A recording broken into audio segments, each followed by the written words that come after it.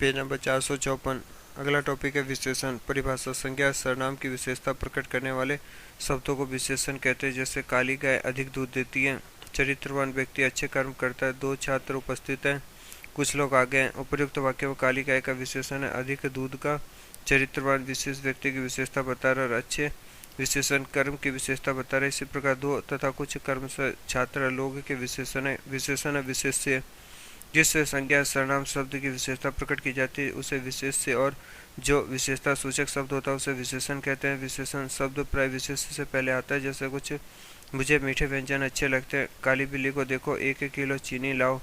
उपयुक्त वाक्यों में क्रमशः व्यंजन बिल्ली या चीनी विशेष्य तथा मीठे काली और 1 किलो शब्द विशेषण है। कभी कभी विशेषण शब्द विशेष्य के बाद भी प्रयुक्त होते हैं। जैसे छात्र बुद्धिमान है, ये फल बहुत मीठे हैं, वह व्यक्ति योग्य है। यदि व्यक्ति ईमानदार हो तो उसका सर्वत्र सम्मान होता है। उद्देश्य विशेष्य विशेषण विधेय विशेषण।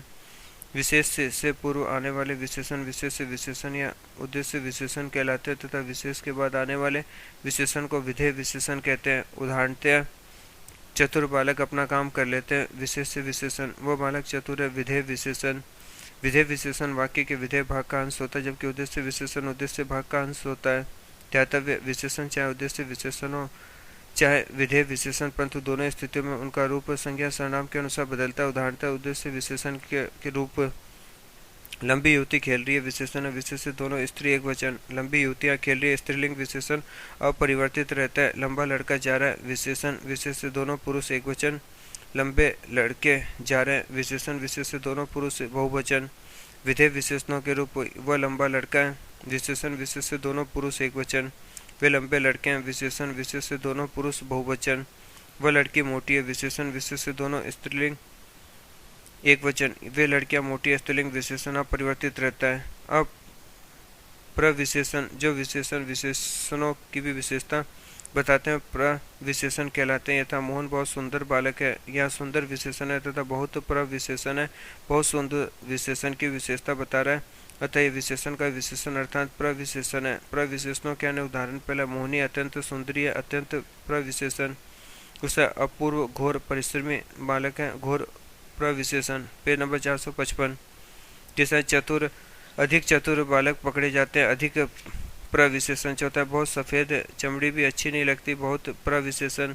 पांचवा आप बड़े मूर्ख हैं, बड़े प्रविशेषण। क्रिया विशेषणों की विशेषता प्रकट करने वाले विशेषणों को भी प्रविशेषण कहा जाता है। उदाहरणार्थ पहला गरिमा बहुत धीरे चलती है, बहुत क्रिया प्रविशेषण। दूसरा गावस्कर बिल्कुल धीरे खेलता था, बिल्कुल क्रिया विशेषण प्रविशेषण।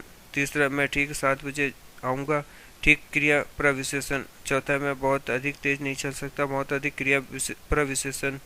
विशेषण के भेद। विशेषण के 4 भेद होते हैं। पहला गुणवाचक विशेषण, दूसरा परिमाणवाचक विशेषण, तीसरा संख्यावाचक विशेषण, चौथा सार्वनामिक विशेषण या संकेतवाचक अथवा निर्देशवाचक विशेषण। पहला गुणवाचक विशेषण। विशेषण का अर्थ ही है गुण, परंतु गुण का तात्पर्य केवल अच्छी विशेषताओं से नहीं है। यहाँ गुण का तात्पर्य किसी भी वस्तु या व्यक्ति की विशेष स्थिति, विशेष दशा, विशेष दिशा, रंग, गंध, काल, स्थान, आकार, रूप, स्वाद, बुराई, अच्छाई आदि। अतः जो विशेषण किसी संज्ञा सर्वनाम की उपयुक्त विशेषताओं का बोध कराए उसे गुणवाचक विशेषण कहते हैं। कुछ प्रचलित विशेषण निम्नलिखित है। पहला गुण दोष, अच्छा बुरा, सरल, परिश्रम, ईमानदार, सच्चा, झूठा, दानी, दयालु, कृष्ण आदि। रंग काला, पीला, नीला, हरा, लाल, सुनहरा, चमकीला, गुलाबी आदि। आकार छोटा, बड़ा, गोल, ऊंचा, लंबा, चौड़ा, तिकोना, चौकोर आदि। स्वाद खट्टा, मीठा, मधुर, कड़वा, नमकीन, तिक्त, कसेला आदि। स्पर्श कठोर, नरम, खुरदरा, कोमल, चिकना, स्निग्ध आदि। गंध सुगंधित, दुर्गंधपूर्ण, खुशबूदार, बदबूदार, सौंधा, गंधहीन आदि। दिशा उत्तरी, पूर्वी, पश्चिमी, दक्षिणी, पश्चिमोत्तरी, पाश्चात्य आदि। दशा नया, पुराना, स्वस्थ, बीमार, रोगी, फटा हुआ आदि।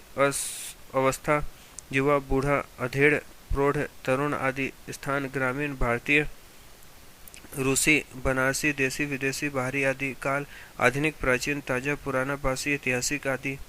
दूसरा परिमाणवाचक विशेषण। जो शब्द किसी संज्ञा सर्वनाम की माप तो संबंधी विशेषता को प्रकट करे उसे परिमाणवाचक विशेषण कहते हैं। उदाहरणतः पहलवान रोज 4 किलो दूध पीता है, वह बाद में कुछ घी खाता है। यहाँ 4 किलो दूध का माप है, कुछ घी का माप है। इन दोनों वस्तुओं को गिना नहीं जा सकता, केवल मापा जा सकता है, इसलिए परिमाणवाचक विशेषण है। प्रकार। परिमाणवाचक विशेषण 2 प्रकार के होते हैं। पहला निश्चित परिमाणवाचक, जो विशेषण संज्ञा सर्वनाम के निश्चित परिमाण का बोध कराते हैं उन्हें निश्चित परिमाणवाचक विशेषण कहते हैं। जैसे 5 किलो, 10 क्विंटल, 1 तोला सोना, 10 मीटर कपड़ा। दूसरा अनिश्चित परिमाणवाचक जो विशेषण संज्ञा सर्वनाम के लिए निश्चित परिमाण का नहीं अपितु अनिश्चित परिमाण का बोध कराते हैं उन्हें अनिश्चित परिमाणवाचक विशेषण कहते हैं। यथा ढेर सारा मक्खन, बहुत सी लस्सी, कई किलो दही, 50 मन गेहूँ, तनिक अचार, थोड़ी चटनी, जरा सा पापड़ आदि। Page number 456। तीसरा संख्यावाचक विशेषण जो शब्द संज्ञा सर्वनाम की संख्या संबंधी विशेषता का बोध कराते हैं उन्हें संख्यावाचक विशेषण कहते हैं। संख्यावाचक विशेषण भी दो प्रकार के होते हैं। पहला निश्चित संख्यावाचक, 2, चौथा, दर्जन, पहला, चौगुना आदि शब्द। दूसरा अनिश्चित संख्यावाचक, कुछ शब्द, थोड़े बहुत आदि शब्द।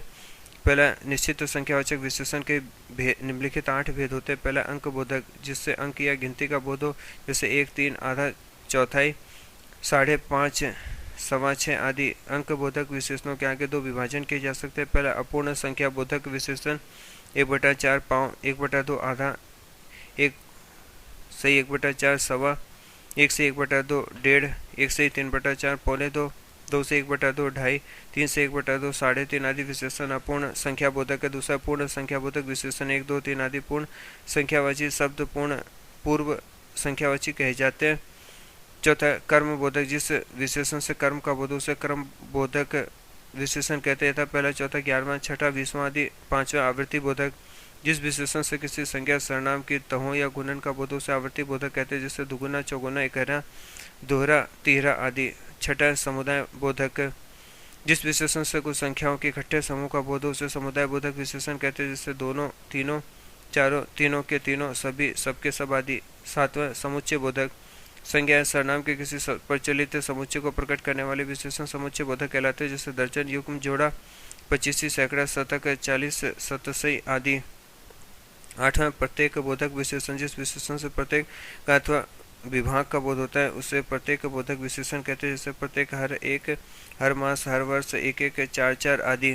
दूसरा अनिश्चित संख्यावाचक विशेषण, यह शब्द विशेषण संज्ञा या सर्वनाम की किसी निश्चित संख्या का बोध नहीं कराते बल्कि उसका अस्पष्ट अनुमान प्रस्तुत करते, जैसे कुछ, कई, काफ़ी, थोड़े बहुत आदि।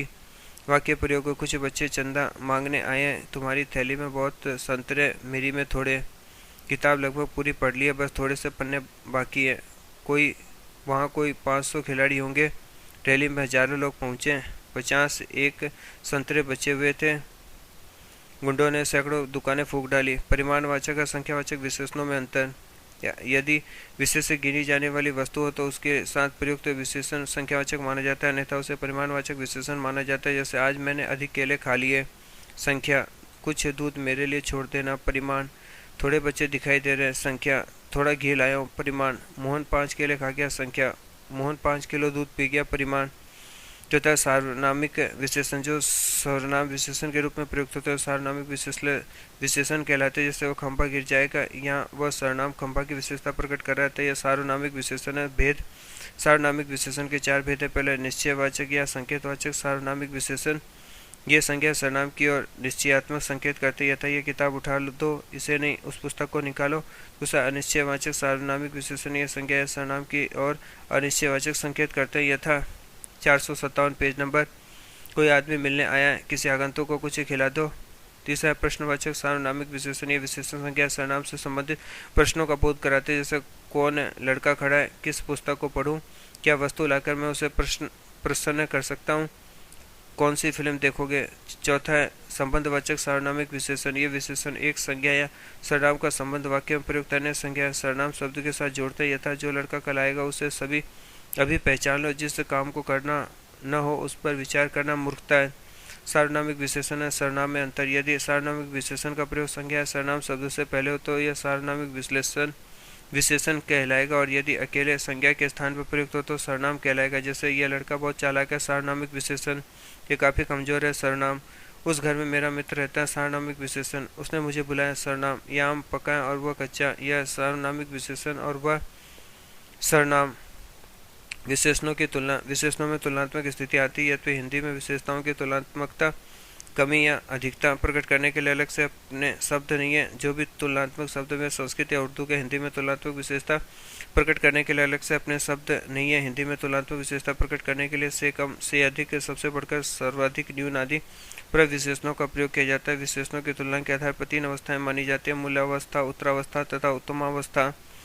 पहला मूलावस्था, इसमें किसी प्रकार की तुलना नहीं होती, केवल विशेषण का सामान्य कथन होता है। जैसे अरुण अच्छा लड़का है, काली गाय चर रही है, राम कौर चरित्रहीन स्त्री है। दूसरा उत्तरावस्था, इसमें दो व्यक्तियों या पदार्थों की तुलना करके एक को दूसरे से अधिक या न्यून बताया जाता है। जैसे अरुण राजीव से अच्छा, वह तुम्हारी अपेक्षा समझदार है।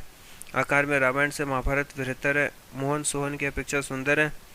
मोहिनी उर्वशी की तुलना में रूपवती है। ध्यान देने योग्य है कि उत्तरावस्था में दो विशेष होते हैं, उनमें तुलना प्रकट करने के लिए से बढ़कर, से घटकर, से कम की अपेक्षा की तुलना के मुकाबले से अधिक आदि वाचकों का प्रयोग किया जाता है। तीसरा उत्तमावस्था, इसमें दो या दो से अधिक व्यक्ति या वस्तुओं की तुलना की जाती है तथा एक को सबसे बढ़कर या सबसे कम बताया जाता है। स्वाभाविक रूप से इसमें सबसे बढ़कर, सर्वाधिक, सबसे, सभी में आदि शब्द प्रयुक्त होता है। उदाहरणतः अरुण सब छात्रों से अच्छा है।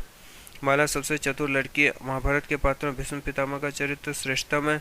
मानसरोवर सर्वाधिक ऊंचा पर्वत है। तुलना बोधक प्रत्यय, हिंदी में अपने तुलनात्मक प्रत्यय नहीं है, अतः संस्कृत शब्दों के साथ संस्कृत के प्रत्यय तर और तम प्रयुक्त होते हैं तथा उर्दू शब्दों के साथ उर्दू प्रत्यय तर तथा तरीन प्रयुक्त होते हैं। मूलावस्था, उत्तरावस्था, उत्तमावस्था, अधिक, अधिकतर, अधिकतम, उत्कृष्ट, उत्कृष्टतर, उत्कृष्टतम, उच्च, उच्चतर, उच्चतम, कुटिल, कुटिलतर, कुटिलतम, गुरु, गुरुतर, गुरुतम, दृढ़, दृढ़तर, दृढ़तम, दीर्घ, दीर्घतर, दीर्घतम। पेज नंबर 458, निकट, निकटतर, निकटतम, निकृष्ट, निकृष्टतर, निकृष्टतम, निम्न, निम्नतर, निम्नतम, न्यून, न्यूनतर, न्यूनतम, महत, महत्तर, महत्तम, मधुर, मधुरतर, मधुरतम, महान, महत्तर, महत्तम, मृदु, मृदुतर, मृदुतम, लघु, लघुतर, लघुतम, वृहत, वृहत्तर, वृहत्तम, श्रेष्ठ, श्रेष्ठतर, श्रेष्ठतम, सुंदर, सुंदरतर, सुंदरतम, समीप, समीपतर, समीपतम।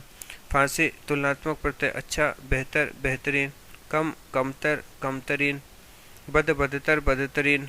विशेषण शब्दों के रूपांतर। कुछ नियम। विशेषण शब्दों में 3 कारणों से रूपांतर होते हैं: लिंग, वचन, कारक के कारण। कुछ आकारांत विशेषणों में लिंग वचन संबंधी परिवर्तन विशेषण के अनुसार होते हैं, जैसे काला कौवा, काली गाय, काले घोड़े। छोटा बच्चा, छोटी बच्ची, छोटे बच्चे। मेला कपड़ा, मेली चादर, मेले बर्तन। विभक्ति से युक्त विशेषण संबोधन कार्य के साथ आकारांत विशेषण में आ का ए हो जाता है, जैसे लंबे लड़कों को बैठा दो, लंबा का लंबे। काले घोड़ों को दौड़ाओ, काला का काले। पीले कपड़े पहन लो, पीला का पीले। अरे छोटे लड़के इधर आना, छोटा का छोटे। ए छोटे बच्चे बैठ जाओ, छोटा का छोटे। बुरे लोगों से दूर ही रहना चाहिए, बुरा का बुरे। आकारांत विशेषणों की अतिरिक्त अन्य विशेषण यथावत रहते हैं, उनका रूप परिवर्तन नहीं होता है, जैसे कीमती हार, कीमती गुड़िया, कीमती कपड़े। मासिक पत्रिका, मासिक पत्रिका, मासिक चंदे। ऐतिहासिक इमारत, ऐतिहासिक इमारतें। योग्य लड़का, योग्य लड़के, योग्य बच्चे। रोगी स्त्री, रोगी बच्चे, रोगी व्यक्ति। कुछ तत्सम इस विशेषणों को स्त्रीलिंग रूपों में प्रयुक्त किया जाता है, जैसे बुद्धिमती नारी। बुद्धिमान का प्रयोग गलत है। विदुषी कन्या, विद्वान नहीं लिखा जाता है। रूपवती पत्नी, रूपवान नहीं लिखते हैं। धनवती, गुणवती, ज्ञानवती आदि शब्द भी इसी प्रकार के शब्द जिनके स्थान पर क्रमशः धनवान, गुणवान, ज्ञानवान आदि लिखना अनुपयुक्त है। विशेषणों का संज्ञा रूप में प्रयोग। कई बार विशेषणों को इस संज्ञा रूप में प्रयुक्त किया जाता है, इससे बड़ों का सम्मान करना चाहिए, छोटों को प्यार देने की आवश्यकता होती है। वीरों की पूजा कौन नहीं करता। सज्जनों की संगति से मौत भी टल सकती है। उपयुक्त वाक्यों में क्रमशः बड़ों, छोटों, वीरों, सज्जनों शब्द संज्ञा की तरह प्रयुक्त हुए, अतः यह शब्द संज्ञा शब्द माने जाएंगे। संख्या के समान इनके लिंग, वचन, कारक का प्रयोग होगा। विशेषणों की रचना। हिंदी में मूल रूप में विशेषण शब्द बहुत कम है। कुछ मूल विशेषण है: बुरा, अच्छा, लंबा, बड़ा आदि। अधिकांश विशेषण संज्ञा, क्रिया, सर्वनाम या अव्यय से उत्पन्न हुए, इसी कारण उन्हें व्युत्पन्न विशेषण कहा जाता है। व्युत्पन्न विशेषताओं का निर्माण संज्ञा, सर्वनाम, क्रिया, अव्यय में उपसर्ग प्रत्यय लगाने से होता है। उपसर्ग के योग से व्युत्पन्न विशेषण: दू धन बल, दुर्बल। निधन रोग, निरोग। सधन बल, सबल। लाधन पता, लापता। बेधन होश, बेहोश। निधन डर, निडर। निर्धन भय, निर्भय। प्रत्येक योग से व्युत्पन्न विशेषण: इतिहास धन, इक, ऐतिहासिक। रंगधन, इला, रंगीला। बलधन, शाली, बलशाली। मदधन, अक, मादक। रंगधन, इन, रंगीन। सुखधन, द, सुखद।